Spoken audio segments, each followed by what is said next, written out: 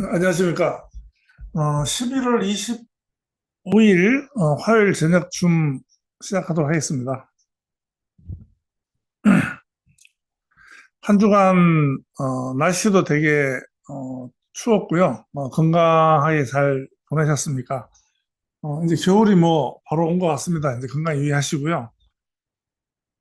오늘은 그 지난주에 이어가지고 지난주에 일에 대해서 좀 얘기했었습니다. 일에 대해서. 그리고 이제 그 블록체인, 온체인, 이런 하에서 이제 일의 변화, 그 다음에 기본적으로 이제 좀 소득이, 그 기본소득에 대한 거, 이런 거 말씀드렸고, 이런 거 이제 참고로 말씀드렸고, 그 전에 이제 그 제가 지난주부터 드린 말씀은 일에 대한 개념, 그 다음에 이제 돈의 개념, 일에 대한 개념도 바뀌고, 돈에 대한 개념도 이제 바뀌는 시대가 왔다.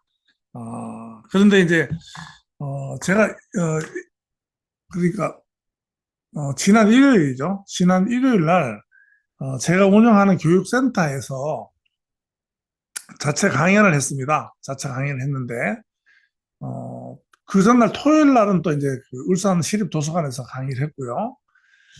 그런데, 제가 지금, 드리는 그 말씀, 이 강의 내용이 변화를 중점으로 얘기하고 있습니다. 일에 대한 변화, 또 금융의 변화, 또 우리 생활 환경의 변화, 이런 부분을 말씀을 드리는데, 기본적으로 큰 틀을 바꿔야 돼요. 생각의 틀을.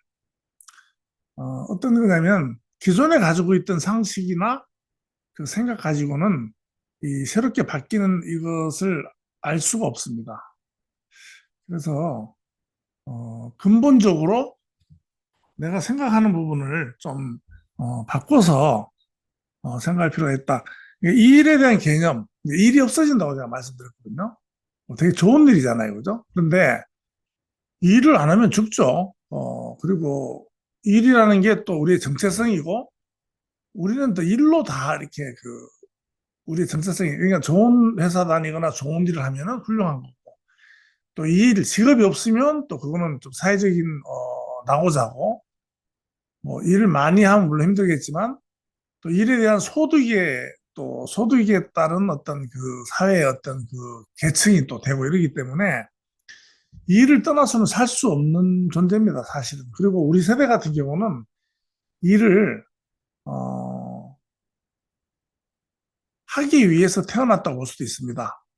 학교 다닐 때부터 좋은 학교 가고 좋은 학교 졸업하는 이유가 좋은 직장을 갖기 위해서. 그러니까 좋은 직장에 가는 것은 또 일을 하기 위한 것이고, 또 좋은 직장에 간다는 것은 많은 돈을 받는 것이고, 그래서 어떤 그 부와 연결되고, 그것이 사회적인 성공이고, 그것이 이제 개인적인 성공이고, 그것이 이제 행복이고, 이렇게 거의 세팅이 돼 있다고 보아집니다. 그런데 일이 없어진다 이렇게 되면 좀 뭔가 좀 이상하죠. 그러니까 우리는 이제 그렇게 좀 그 어떤 그 세팅이 된 거죠. 우리 마인드 세팅이 돼 있고, 실제로 산업혁명이 일어나면서 어떤 그 노동력으로 그 이렇게 일을 하던 어떤 그런 시대에서 이제 기계혁명, 그래서 이제 방적기 나오고 뭐 기계가 나오잖아요. 그때도 이제 노동자들이 기계가 나오니까 방적기도 대단한 거죠. 사람이 천을 짜다가 기계가 천을 짜니까. 그게 이제 많은 노동자들의 일거리를 뺏을 것이 돼서 걱정을 많이 했고, 실제로 그것이 사회 문제가 되기도 했습니다. 그런데 실제로는 그 이후로 이제 20세기까지는 일자리가 더 많이 늘었죠. 산업화되면서. 근데 이제는, 일부는 어떤 분들은 그렇게 얘기해요. 지금 일자리가 AI하고 로봇이 대체가 되면 또 새로운 일자리가 생긴다. 안 생깁니다. 전문직은 생길 수 있어요. 그런데 AI와 로봇과 어떤 그 시스템이 대체된 자리에는 사람이 들어갈 틈이 없습니다. 그래서 일자리가 없어지는 겁니다. 이 일자리가 없어질 뿐만 아니고 이 일 자체가 없어집니다. 그래서 그 일에 대한 개념을 달리 생각해야 된다. 제가 이렇게 말씀드리는 이유는 이것을 알고 생각을 해야 됩니다. 그리고 인류 역사상 일을 안 하고 일을 안 하고 사는 사람이 많이 있습니다. 일을 안 하고 사는 사람. 그리고 일을 안 하고도 더 잘 사는 사람 많습니다. 그런 사람들은 과연 어떻게 잘 사는 거냐는 거죠.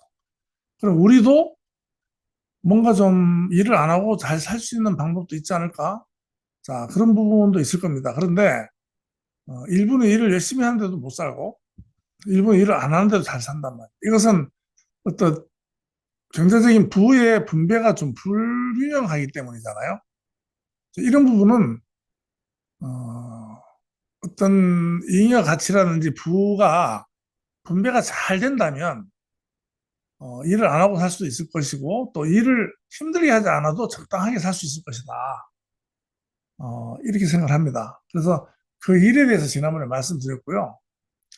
전 세계의 제조업이 전부 100% 자동화된다. 그랬을 때 자동화돼서 생산하는 제품은 싸질 것이고 또 자동화 돼서 생산된 제품의 원가는 낮을 겁니다. 그래서 거기서 나오는 어떤 이익 이런 부분이 분배가 돼야 되는데 사회로 환원이 된다. 왜냐 모든 그 현재 시대의 어, 어떤 기술이나 이런 것은 축적된 인류의 자본입니다. 인류의 그 자산입니다. 그렇기 때문에 사회적인 합의를 통해서 이제 그 분배가 될 수 있을 것이다. 그리고 저비용 사회가 올 것이다. 다 싸지죠. 그리고 저비용 사회이기 때문에 아주 작은 어떤 돈을 가지고도 살 수 있을 것이다. 이렇게 말씀드렸는데 이것이 가능케 하는 것이 블록체인 기반으로 한 스마트 컨트랙이고 디파이, 현재는 디파이 RWA 이런 식으로 이제 재편이 되고요. 일은 이렇게 되고 그다음에 이제 일이 이렇게 되다 보니까 돈의 개념도 바뀝니다. 돈의 개념도. 이제 지금 우리가 돈은 실물 기반이 아니잖아요. 실물 기반. 그냥 보증이죠. 그냥 정부 보증. 미국 같은 경우도 이제 달러의 변천을 지난번에 말씀드렸는데 그 처음에 이제 금본위였다가 그다음에 이제 신용본위로 바뀌었죠. 물론 이제 페트로달러라서 이제 석유를 또 살려면 달러가 있어야 되고 그다음에 이제 지금 이제 나온 게 그리고는 신용으로 이렇게 버티다 보니까 지금 달러 너무 많이 찍어냈어요. 근데 이게 이제 미국도 그렇고 문제가 되는데 지금 이제 그 대안으로 나온 게 이제 스테이블 코인이다. 달러 스테이블 코인, 달러의 가격에 맞춘 이제 어, 블록체인에서 기반으로 나온 달러. 근데 그것은 이제 현재 미국의 달러는 연준 FRB죠. 연준에서 찍어냈는데 이제 연준에서 찍어내는 것이 아니고 어, 미국의 상무부의 어떤 그 지니어스 법안 있죠. 지니어스 법안의 기준에 맞추면 달러를 찍어낼 수 있다. 우리나라도 이제 원화 스테이블 코인을 또 찍어낸다고 합니다. 이런 게 이제 과연 무슨 의미가 있겠느냐. 제가 되게 큰 판을 말씀드리는 거거든요. 우리 그 메테프 대표님들 지금 인원이 3.3K, 3,300분 들어오셨거든요. 그런데 여기서 이제 과연 이제 몇 분이서 제 강의를 경청하는지는 좀 모르겠습니다. 하지만 어떤 목적으로 들어왔던 간에 어, 개념적으로라도 이제 좀 아셔야 됩니다. 그래서 어, 일에 대한 개념이 바뀌었고요. 바뀌고 있고 그다음에 돈의 개념이 바뀝니다. 돈은 제가 작년부터 RWA 자꾸 이 말씀드리잖아요. 실물 자산을 토큰화해서 스마트 컨트랙으로 이제 온체인화한다. 블록체인 안으로 끌어들이는 건데 이것을 다른 의미로 보면요. RWA가 돈입니다. 돈. 왜 그러냐면 지금은 이제 뭐 채권이나 일부 증권 이런 것이 이제 RWA 개념으로 해서 이제 토큰화되는 개념이고요. 만약에 미국의 밀을 생산하잖아요. 밀을 대량 생산합니다. 그래서 밀 생산량이 많으면 밀을 기준으로 RWA를 갖다 발행을 해요. 밀 토큰이 나오겠죠.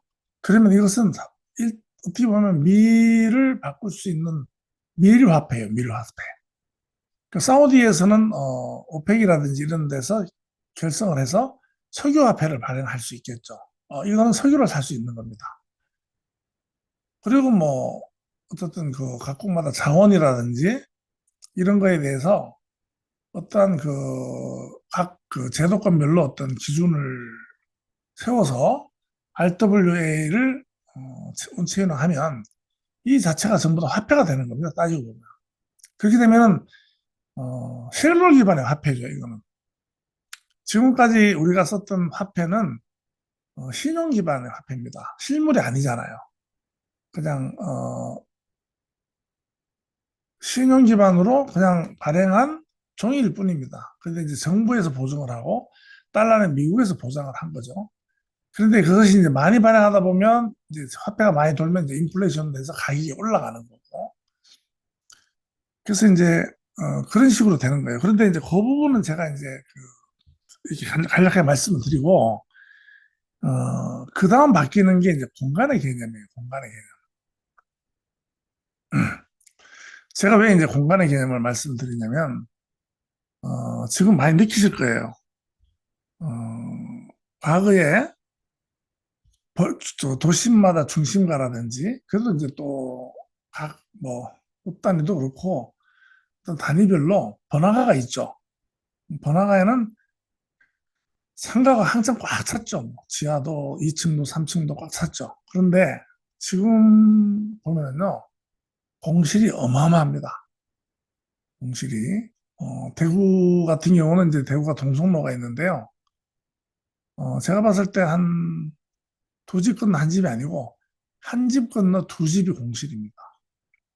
그리고 가장 그 공실 비율이 높은 곳이 이제 오피스텔 같은 경우, 그러니까 사람이 주거하는 오피스텔이 아니고요. 실제로 사무 공간으로 쓰여지던 공간 이런 부분이 이제 많이 비기 시작했어요. 근데 이게 이제 부동산 경기 침체냐 이런 개념으로 보면 안 된다는 거예요. 이건 추세입니다. 이렇게 흘러가는 추세인데 부동산 진짜 뭐 불패, 부동산의 시대는 끝났다고 저는 이제 분명히 말씀드릴 수 있습니다. 왜, 공간이죠, 공간, 물리 공간. 물리 공간이 이렇게 이제 비면서 공실이 생기는 부분인데, 그냥 가장 간단하게 생각하면, 이제 물리적인 공간에 사람들이 거주를 할 필요가 없어진 겁니다. 그래서 이제, 디지털로 이동하는 거예요, 디지털로. 그래서 이제, 원격 근무 하잖아요. 원격 근무하고, 그 다음에 AI 서비스 자동화로 돼서 사람을 대신해서 AI 데이터 센터에서 AI가 다 하기 때문에 사람이 어디 공간에 모여서 하는 그런 것을 갖다 많이 대체했습니다. 그리고 이제 뭐 메타버스라든지 VR이든지 이런 게 많이 등장했고요. 그래서 기업 입장에서는 어, 오피스 유지비, 뭐 임대료, 뭐 유지비 공조, 뭐 여름에 에어컨 틀어줘야 되죠. 뭐 이런 거. 그다음에 인테리어 해야 되죠. 또뭐 교통비 해야 되죠. 이런 부분이 이제 절감이 될 수 있는 그런 환경이 된 거죠. 그래서 사람 입장에서도 뭐 출퇴근하고 서울 같은 경우는 뭐 서울 시내가 비싸니까 출퇴근 하더라고요. 지하철로 출퇴근하는데 출퇴근 거리만 뭐 왕복 5시간. 제가 서울에 가서 퇴근하면서 이렇게 보면 광역돼 있는 그 지하철 타보면요. 막 경기도 막 안산까지 막 출퇴근하잖아요. 차 안에서 공부하고 드라마 보고 집에 간 9시, 10시 씻고 자고 또 아침에 나오는 거예요. 이런 걸 하고 있거든요. 근데 이제 그런 부분이 이제 없죠. 시간 낭비, 그다음에 어떤 교통비 낭비 이런 부분이 필요 없기 때문에 재택이 선호가 되고요. 그러니까 지금 이런 부분이 코로나를 거치면서 완전히 뭐 고착이 된 거죠. 그리고 이제 노동 구조의 변화도 있다. 이런 원인은 미국 기업의 콜센터가 과거에 이제 인도에서 운영 가능했습니다. 인도에서 했어요. 미국의 어떤 기업들의 콜센터가 미국 사람들이 이렇게 콜센터 걸면 아마존 이런 데저 안내를 걸면 딱 받아요. 아, 그리고 이제 영어로 막 하겠죠. 근데 다 인도예요. 인도. 인도에서 인도 사람들이 합니다. 인도 사람들이 영어를 많이 하고 이제 머리가 좋기 때문에 임금이 싸고 하니까 그렇게 됐었고 AI가 이제 업무를 자동으로 하고 있고 그다음에 우리나라 114 같은 경우도 이제 전화국에 가서 이렇게 앉아서 과거에 전화국 가보면 114 공간에 가보면요 칸막이 쫙 돼가지고 컴퓨터 놓고 거기서 그 안내원들이 쭉 앉아서 그 안내를 하고 또 들어보면은 막 옆에서 그 키판 두드리는 소리 들리면서 안내한 소리도 인소리도 소음도 들리고 했었는데 그 지역 전화국소에 수백 명씩 근무 앉아서 이제 출근을 상담해요. 그런데 지금 이제 114 안내도 필요 없을 뿐더러 안내를 하더라도 이제 재택으로 다 한다는 거죠. 그러니까 이제 결국은 이제 글로벌 대기업의 오피스가 축소가 된다. 구글, 메타, 아마존 전체 오피스 면적이 실제로 축소가 되고 있고요. 위워크라고 한때는 잘 나갔어요. 공유 오피스를 제공하는 그런 기업이었는데 수요 감소하고 파산을 했다. 그래 최근에 했고 사무직의 60% 이상이 하이브리드 근무로 전환돼 있다. 지금 미국 같은 경우는 60% 이상 사무직에 하이브리드 그러니까 출근도 할 경우도 있지만 이제 출근 안 한 경우도 있고 그렇게 돼 있습니다. 그리고 이제 교육도 앞으로는 이제 온라인 학습이 이제 정착이 됐고요. 앞으로는 아마 저 교육도 학교에 가는 것보다 재택으로 할 가능성이 큽니다. 그 AI나 어떤 그 인프라가 그 발전하면은 굳이 학교 안 가도 되죠. 집에서 이제 학습을 하고 충분히 그런 것들을 통제할 수 있는 어떤 그 기술이 있기 때문에 그렇습니다. 그래서 이제 부동산 시장에서 어떤 구조적인 변화라 저는 제가 건물주들한테 묻고 싶어요. 이렇더라고요. 대구에 시내에 건물이 왜 세가 안 나가느냐? 세가 굉장히 비싼 겁니다. 과거와 똑같이. 그럼 세를 좀 내리면 되지 않느냐? 이렇게 얘기했더니 세를 내리면 건물값이 떨어진답니다. 그런데요, 저는 얘기합니다. 세를 안 내려도 건물값이 떨어집니다. 건물은 앞으로 쓸 수가 없어요. 그리고 그 건물을 갖다가 세를 차라리 내려서 조금이라도 좀 더 활용하는 것이 훨씬 낫다. 전 세계 공통으로 지금요, 오피스 빌딩의 20에서 40%가 공실입니다. 전 세계적으로 지금. 어, 예전에처럼 다시 재택근무 비중이 다시 예전처럼, 다시 출근으로 돌아가는 경우는 없을 겁니다. 아마. 없고, 이제 기업은 더 이상 큰 공간이 필요가 없다는 얘기죠. 그러니까 여기서 이제 벌써 이 공간의 어떤 구조 변화로 인해서 일의 변화가 나오는 거잖아요. 일의 변화가 나오고 또 일의 변화로 인한 어떤 그 화폐에 다는 이 같은 물려되는 거죠. 지금 아이콘이 지금 좀 막 좀 눈물 흘리고 이런 아이콘 많이 뜨는데 이거 좋은 얘기입니다. 좋은 얘기. 너무 그 좀 이렇게 좀 힘들어하지 마시고 이걸 받아들여야 됩니다. 그다음에 오프라인 상점이 지금은 전부 쿠팡, 아마존 온라인 플랫폼으로 다 대체됐지 않습니까? 참 쿠팡이 우리나라에서 굉장히 그 보존했지만 최근에 이제 흑자로 들어서면서 정말로 편하죠. 정말로 편하죠. 편하고 어, 뭐 진짜 그 사람이 다니지 않아도 될 정도로 그러니까 지금 바깥에 나가면요 사람이 안 다니는 이유가 있습니다. 우리 과거 우리 젊었을 때보다 저만 해도 뭐한 과거에 비해서 한 20, 30%밖에 동선이 필요하지 않아요. 거의 집에서 다 해결할 수 있고 이러기 때문에 집이 곧 사무실이다. 그래서 이제 이거 반대로 그러면 그 오피스 공간, 그 일 공간, 식당 이런 것들이 다 사실 이러면서 그 반대급부로 재택근무가 확산이 되고 집에 머무는 시간이 많기 때문에 오히려 주거 공간의 가치가 상승한다. 주거 공간의 가치가. 그 대신 그 반면에 사무 공간의 가치는 하락하는 겁니다.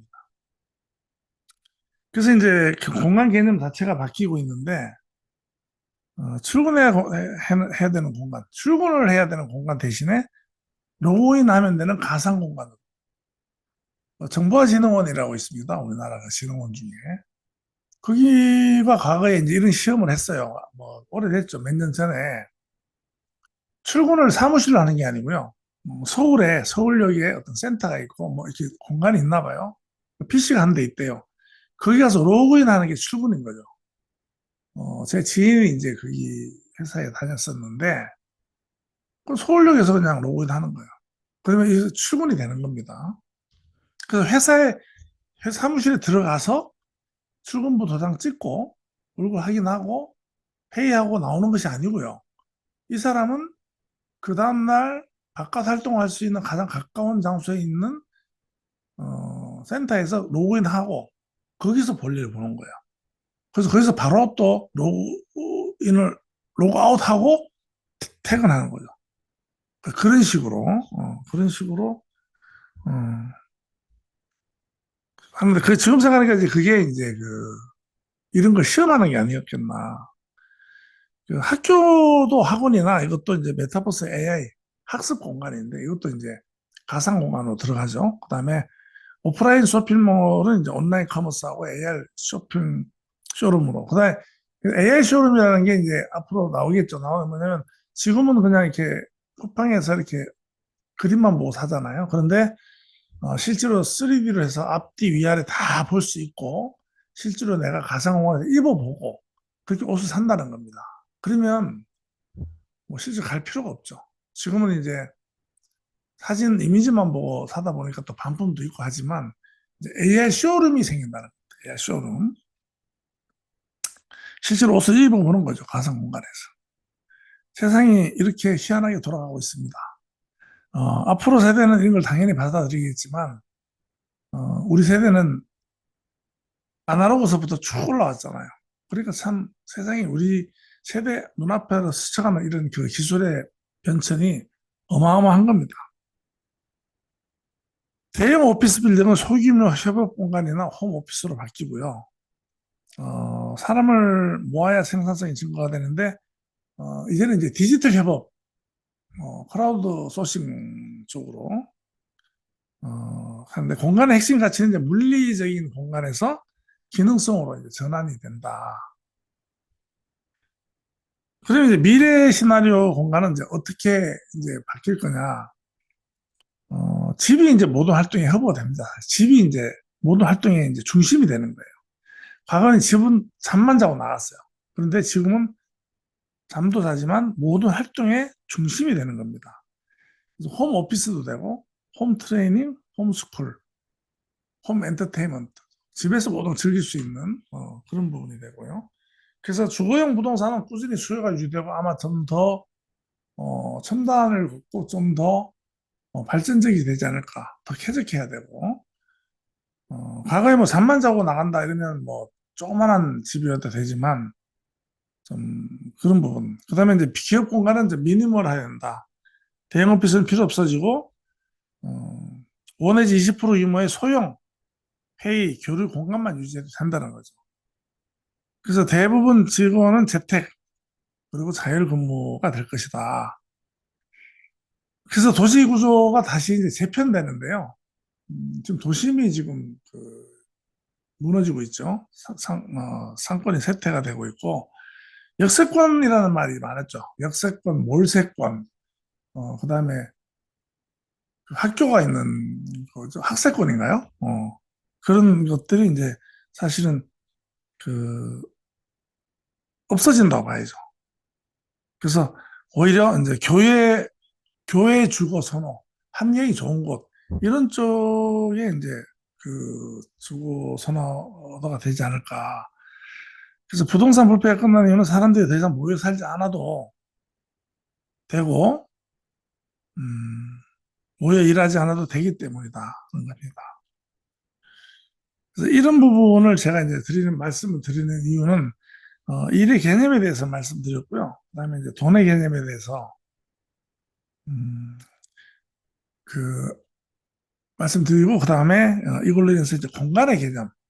그러니까 지금 웹 3.0은 돈도 디지털화되고, 일도 디지털화되는 거예요. 일도. 그다음에 공간도 디지털화된다. 그래서 결국은 물리 기반, 물질 기반에서 디지털 기반으로, 무형의 기반으로 가는 탈물질입니다. 그래서 일의 개념이 바뀌고 돈의 개념이 바뀌는 탈중앙이에요. 기존의 어떤 중앙의 세력에 의한, 중앙의 권위에 의한 그런 그 일이나 돈이었지만, 앞으로는 이제 이것이 이제 중앙으로부터 벗어나는 거고, 그 다음에 공간의 개념은 탈물질입니다. 탈물질. 물질로부터 벗어나는 거예요. 그래서, 말씀드렸고, 돈의 개념도 그 RWA라는 것은 이제 실물을, 실물 자산을 기준으로 한 돈으로 볼 수 있는 겁니다. 건물 하나를 갖다가 뭐, 그 RWA 토큰, 뭐 100억짜리를, 10억짜리를, 토큰을 100개를 발행했다. 그러면 하나에 1,000만 원이겠죠. 하나에 1,000만 원짜리. 이거 더 쪼개면 1,000개를 발행하면 하나에 100만 원이에요. 그럼 그 100만 원이 건물을 가지고 있는 거죠. 내가. 그 실물이잖아요. 이 돈은 실제로 이 토큰은 돈이고 그 돈은 곧 건물이에요. 근데 지금까지 보면은요, 신용과 부채, 자, 그 다음에 성장으로 굴러가는 거예요. 지금 우리가 아파트를 보면 어떤 기업이 아파트를 집니다 하고 그림만 보여줘요. 모델하우스 딱 보여주고 나서 빚을 내서 또 우리로부터 빚을 내죠. 그 참 서민들이 보면은 바보스러운 경우는 우리가 들어갈 집을 그림만 보고 돈을 미리 줘서 그 돈을 미리 받은 업체에서 우리 돈으로 집을 지어서 우리한테 파는 거죠.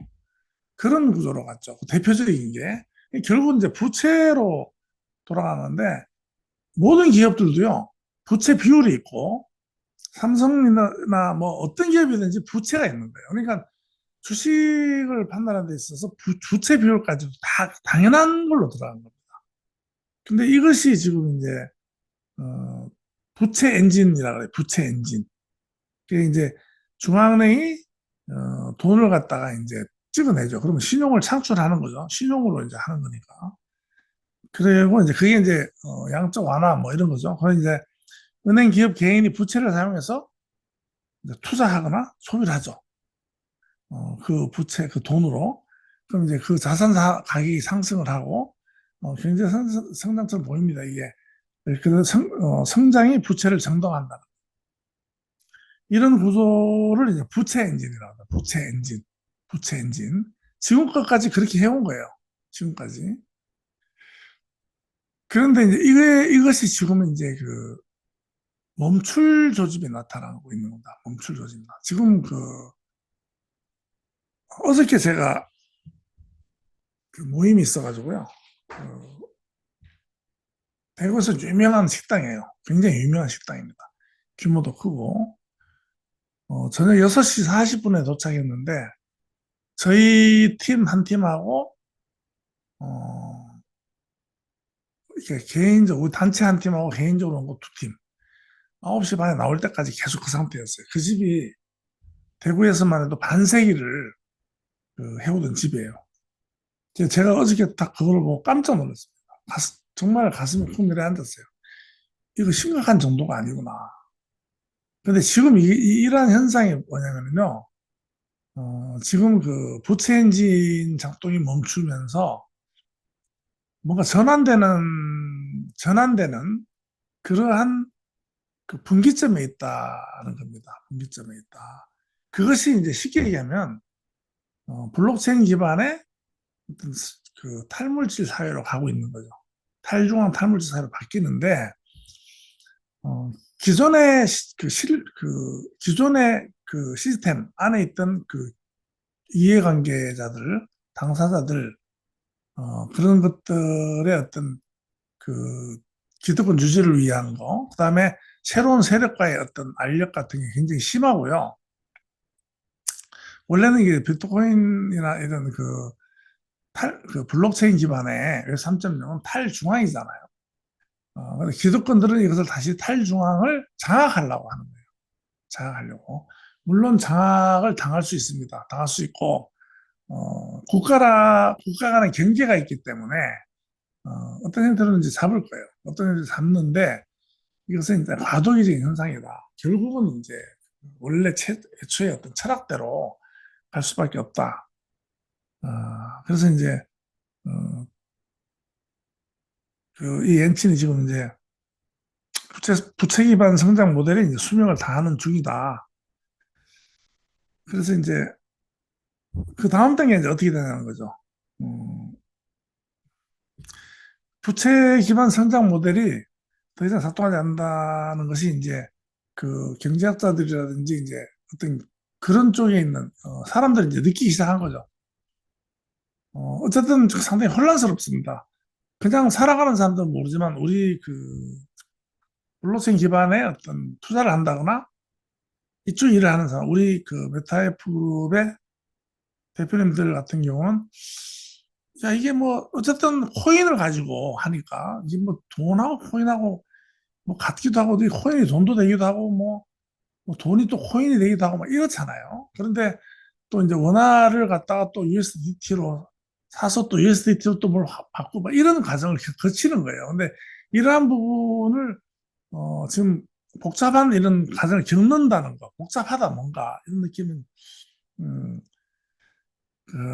전 세계적으로 이제 현상이 벌어지고 있는데 그러한 부분에 이제 가장 중요한 부분이 금보다 비트코인을 이제 선정한다. 저는 앞으로 금값이 좀 떨어지면서 비트코인 쪽으로 갈 수 있다. 아니면 또 한간에는 비트코인이 앞으로 이제 좀 죽을 수도 있다. 비트코인이 좀 두 가지예요. 그 얘기하는 그 투자자들 전문가들 보면 비트코인이 이제 뭐 10억까지 갈 수 있다 이렇게 얘기하는 사람도 있고 비트코인은 이제 여기서 끝났다. 더 이상 갈 수가 없다. 그 대신에 이제 메이저 알트코인으로 갈 것이다. 그리고 코인 시장의 그 대부분은 다 사라질 것이다. 우리 코인은 아닙니다. 우리 코인은 그 유틸리티고 그다음에 STO 그 증권 형식이고 그러니까 이제 지금 말씀드린 건 블록체인 기반으로 한 어떤 코인들 그러니까 그 게임에서 쓰이는 유틸리티 코인이라든지 또 기능이 있는 거 증권 기능이 있는 거라든지 이런 부분에 대해서는 이거 관계 없습니다. 관계 없고 달러 패권이 둔화된다는 것은 뭐 당연한 거겠죠. 그런데 지금 이제 일단은 지금 스테이블 코인을 갖다가 지금 미국에서 합법화했기 때문에 제도권이 끌어들이기 때문에 오히려 달러 패권이 당분간은 둔화되기 어려울 것 같고요. 탈중앙 금융 실험이 이제 지금 계속 증가하고 있습니다. 지금 개발자들이 많이 하고 있어요. 여러 가지 실험들이 이루어지고 있습니다. 그 제도권에서 하는 거 아니에요. 그다음에 RWA 토큰화가 이제 급증한다. 그래서 지금 디파이하고 RWA예요.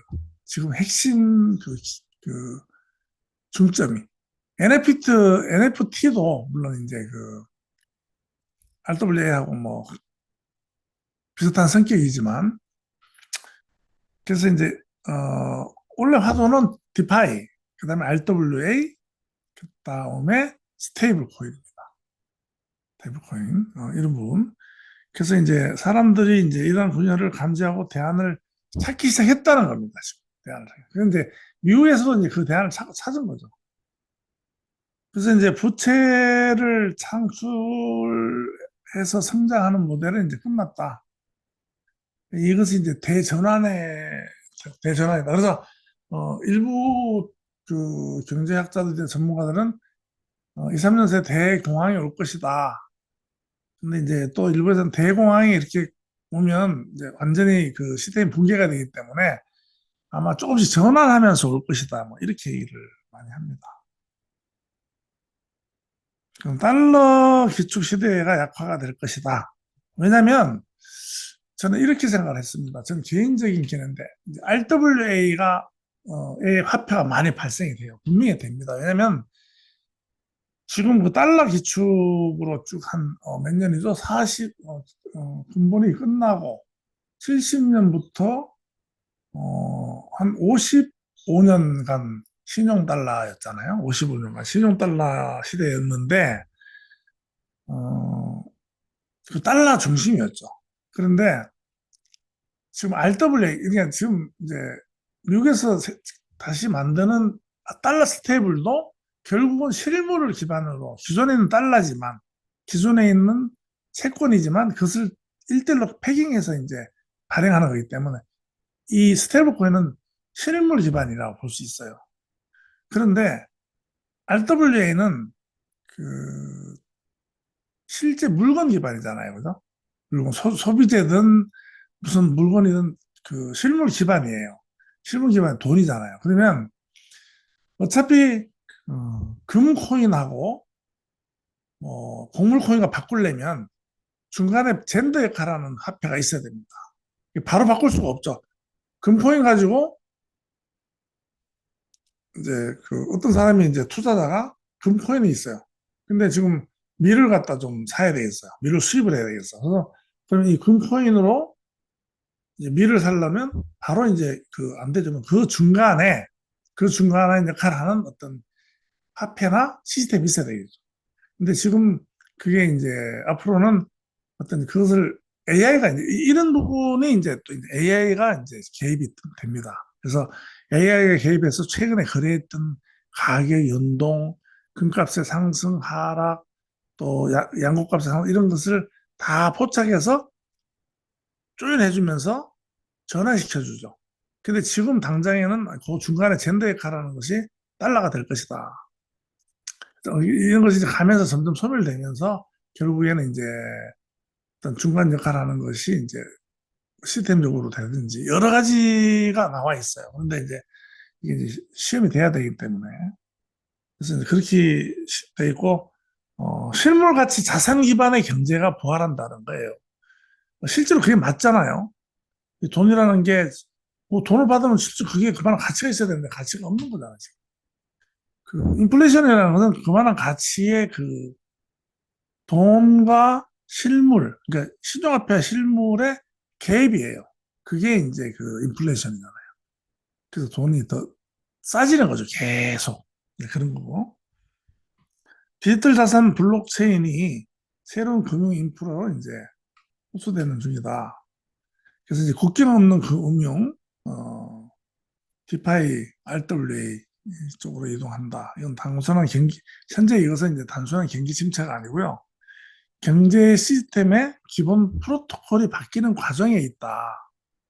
저는 이렇게 생각하고 있고, 제가 이제 자료를 찾아보면, 거의 이런 제가 생각하는 부분이 맞다는 겁니다. 그래서, 지금 우리가 이제 보는 시각을 달리해야 돼요. 그 우리가 보는 관점을 바꿔야 됩니다. 어, 어떻게 보면 뭐 대변혁이 온다고 볼 수가 있죠. 이런 과정에서 우리가 어떤 쪽에 투자를 하면 될 것이냐 하는 부분, 이 부분 한번 생각해 볼 필요가 있다.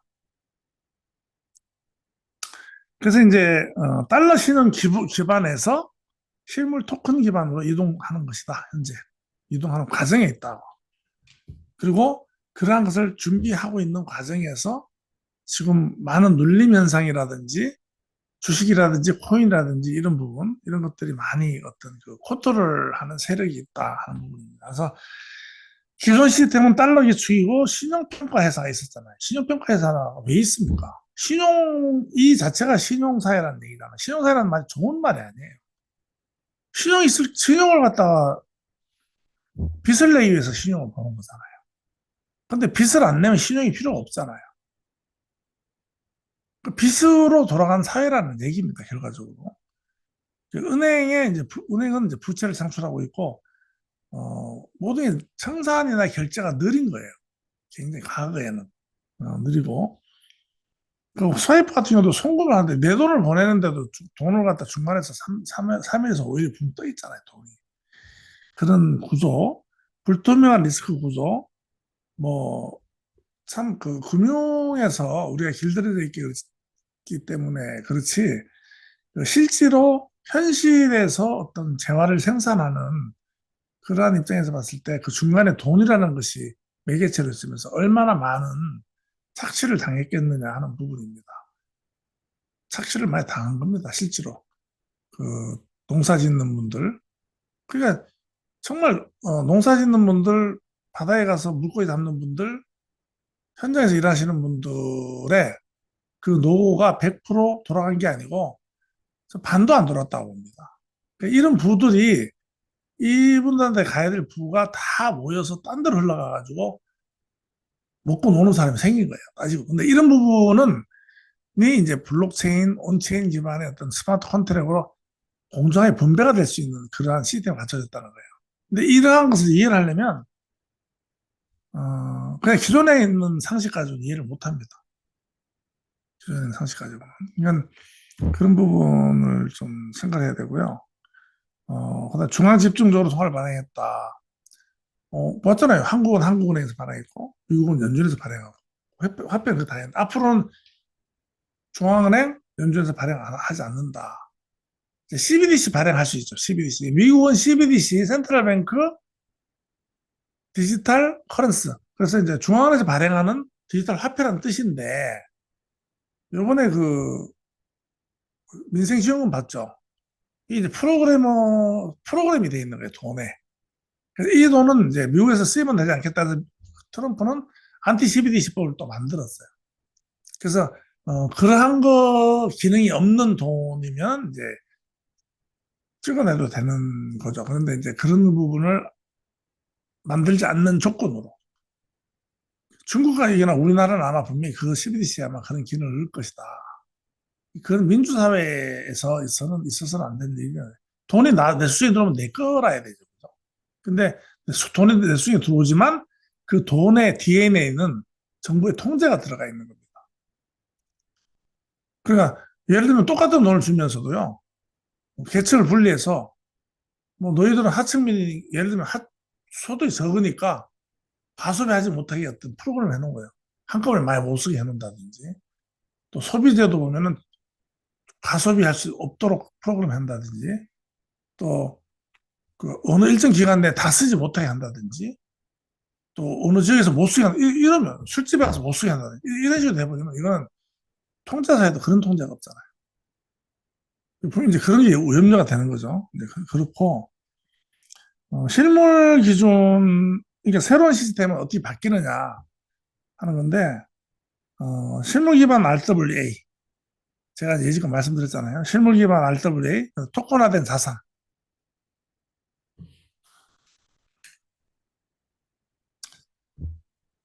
그다음에 디파이 기반 자동 청산 디파이 그러니까 모든 게 이제 자동 정산이 되는 겁니다. 그리고 이 블록체인 상에서 스마트 컨트롤로요 어떤 그 프로그램을 해놓으면 인간이 개입할 수 없어요. 그러니까 이더리움 그 사용료 같은 거 있잖아요. 가스비 같은 거는 애초에 다오에서 결정해가지고 이제 설정해서 스마트 컨트롤로 그 작동시켜 놓으면 가스비는 자동으로 정산이 됩니다. 되는데 예를 들면 뭐 트래픽 발생해서 비지가 걸리고 하면 또 가스비 자동으로 올라가고 내려가고 이런 것들이 다 자동으로 돼 있고 그 이더리움의 어떤 다오에서 이걸 갖다 함부로 바꿀 수는 없어요. 물론 이제 다오라는 것은 이제 그 이더리움의 탈중앙 의사결정 구조잖아요.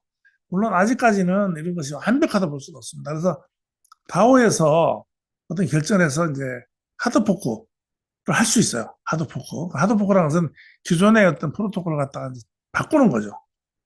그래 되면 이제 그 상당히 어렵죠. 이더리움 같은 경우는 하드포크가 한 번 있었는데 또 문제가 되기 때문에 이제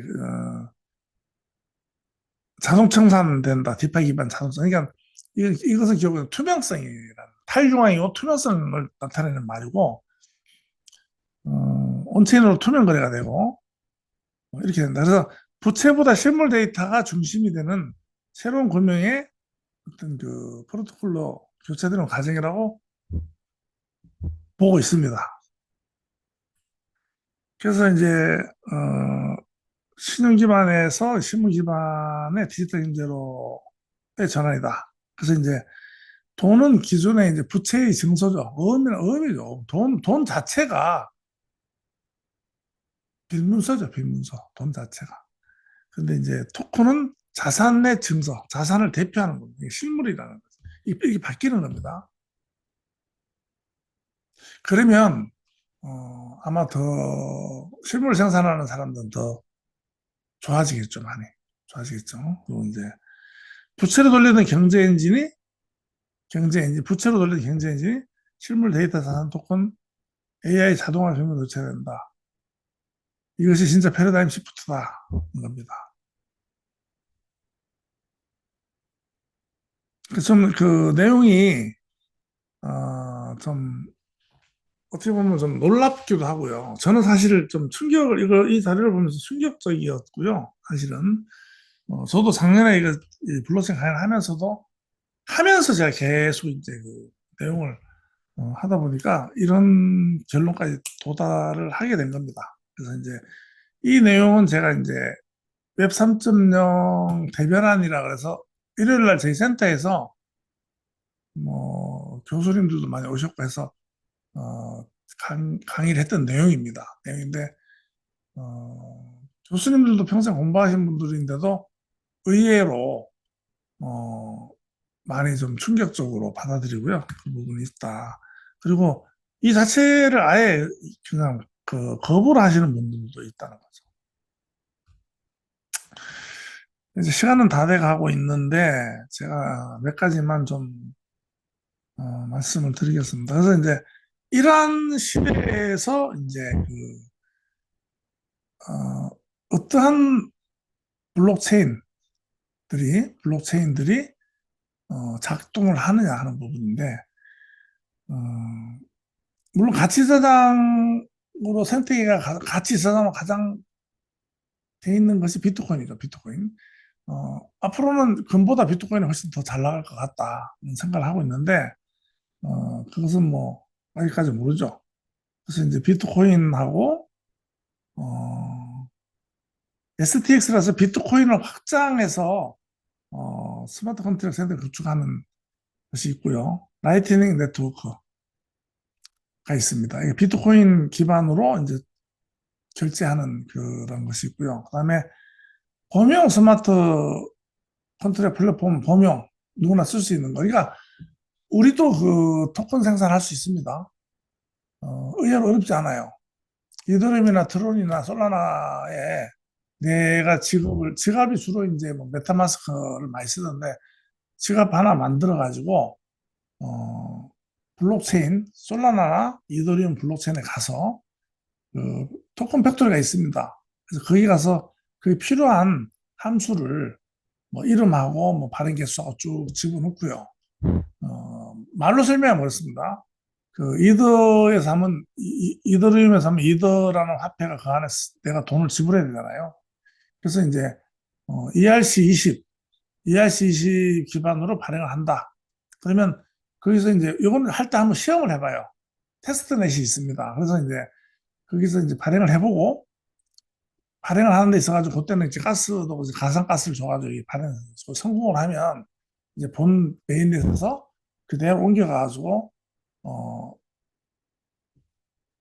실행을 시키면 내 지갑으로 바로 이제 토큰 100만 개 이렇게 딱 보내줘요. 보내주고 가스비 그게 된 가스에 빠져나가죠.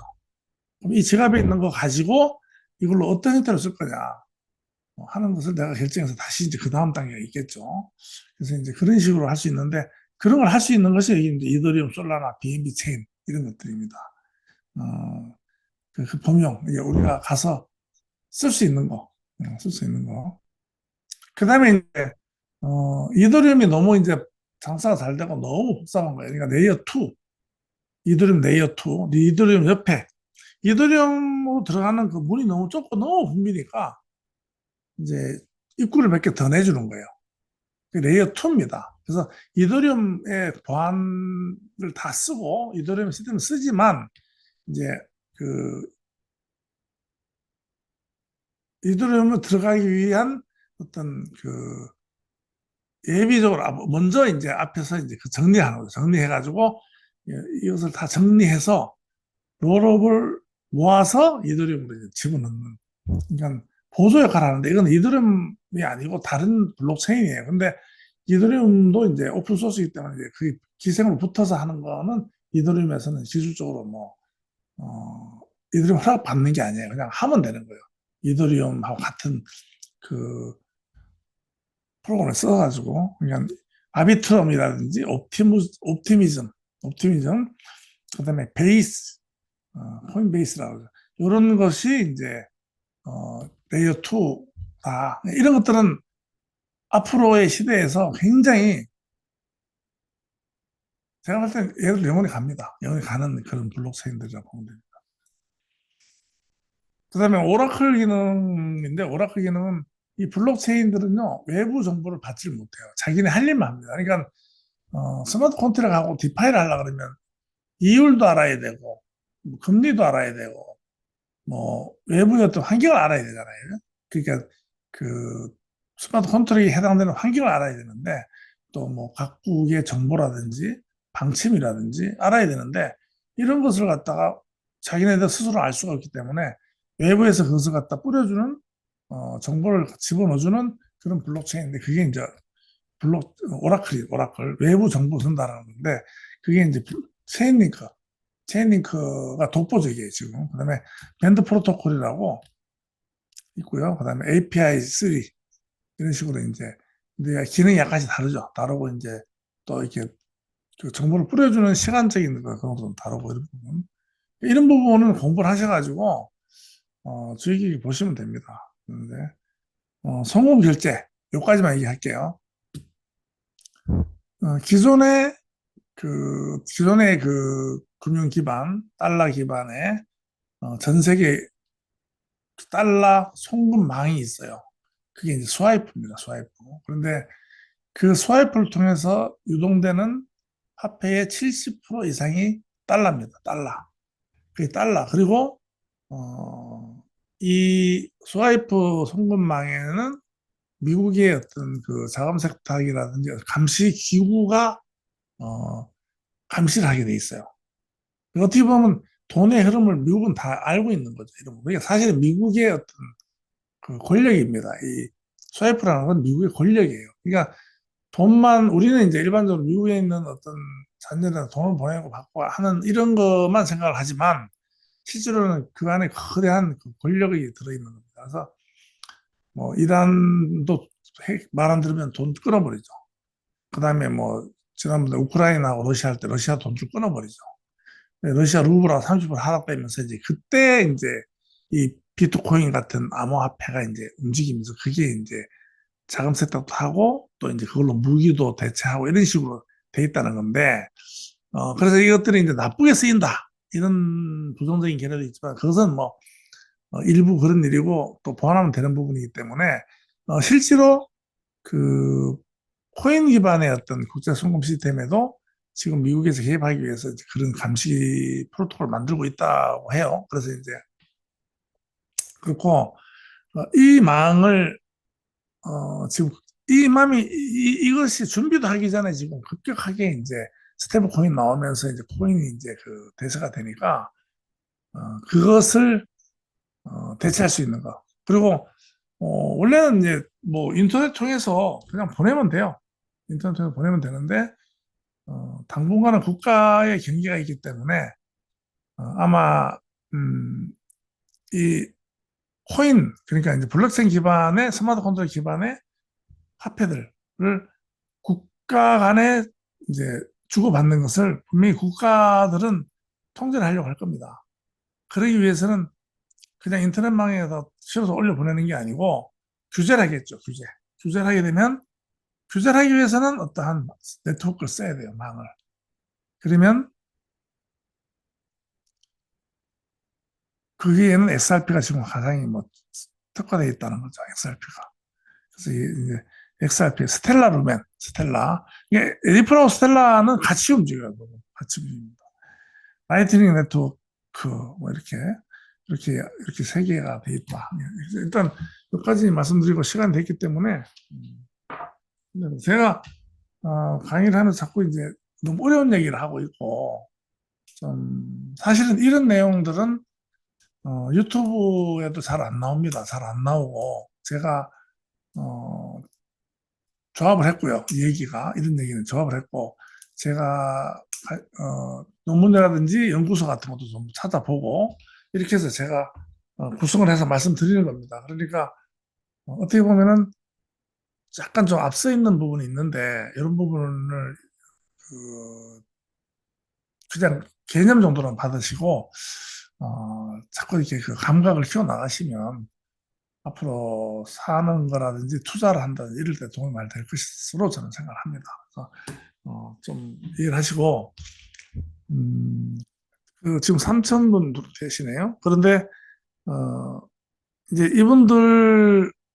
앞으로 그 제가 이렇게 말씀드리는 건 철학적으로 받아들이세요. 철학적으로 받아들이고 어, 믿기지 않는 분도 계실 거고요. 야, 이게 무슨 말이야? 그럴 또 있는데 제가 처음에 말씀드렸지만 이 생각이라는 거 있죠.